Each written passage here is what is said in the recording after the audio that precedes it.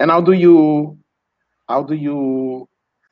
grow into what you are now? How do you go deeper into finding your purpose in this world? And do you read and you still do research? Mhm. Since you are doing this in a more solo approach, how Mhm. do you evolve as a vampire and as a human being?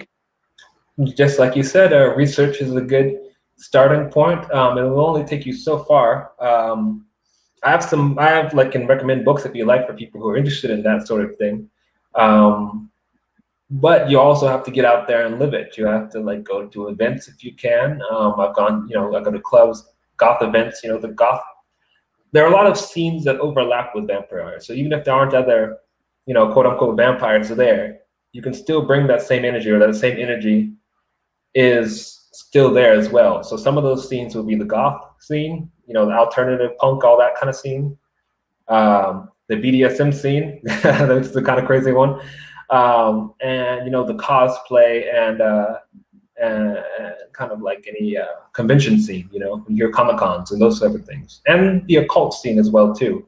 So you talk about meditation, spirituality, all those sort of things. It intersects with so many different areas that you can move with it. It's not just one thing.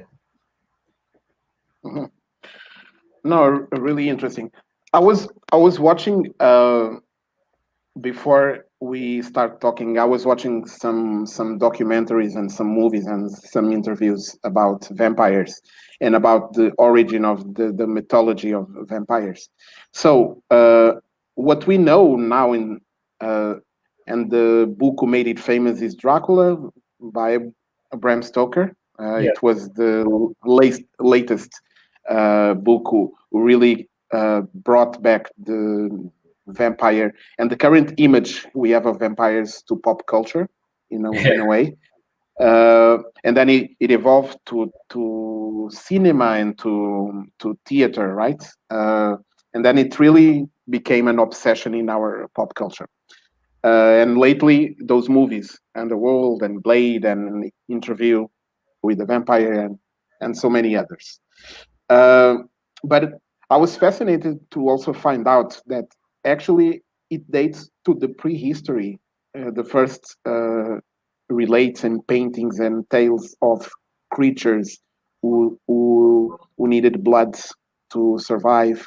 Yes. So I was reaching that from Africa to Australia to Asia, all over the world. There are numerous paintings, stories, myths, and legends walking around the communities about this. Do you have any more historical information on the evolution and the origin of the vampire myths and mythology, and also why is it so fascinating to people until these days? And we are still making movies, we are still writing books and trying to discover about vampires. Okay. Um, well, I can say, starting with the point you made about why is it still in the ideas of people, it's because it's ideas that relate with so many core human interests. Ideas of death. Vampires are traditionally killers after all. They're predators. You can't forget that. Also, immortality. Um, the way we love each other, romance, seduction. There's always something forbidden in the vampires, and a darkness that in our day-to-day lives we kind of push aside, but is always still latent underneath. So when you embrace vampires and when you see vampires, you kind of feel that energy. That energy is existing throughout all of humanity. So that's why vampires have so much weight, have so much kind of like why that's why vampire is a buzzword and so many people want to make movies about it and can keep making movies on it throughout history and have interest is because it carries all those interesting, unknown, sometimes forbidden ideas with it. And now, to the actual historical, information.